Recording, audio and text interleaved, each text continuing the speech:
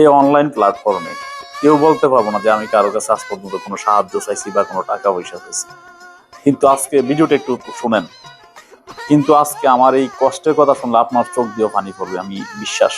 মানে আমি যে একটা বিপদের মধ্যে আছি, যে এই বিপদের কারণে আজকে আমার অনলাইনের মধ্যে হাত পাততে হইতেছে। দেন আর না দেন ওইটা হলো আপনার বিষয়, কিন্তু অন্তত একটু কথাগুলা শুনেন। এই যে আমার এক বড় ভাই খুব অসহায়, খুব অসহায়, মানে তার অনেক অসুস্থ, অনেক সমস্যা সমস্যা কারণ উনি নিজে, মানে উনি কিন্তু বড় একদম ভালো মানুষ, মানে যে ভাই বড় ভাই, আর কেমনি কই, যে চোখ দিয়ে পানি এলিছে, যে বড় ভাই মনে করেন যে সবসময় অফিসারের মতো থাকতো, আর ওই ভাই আজকে ভিক্ষা করতেছে।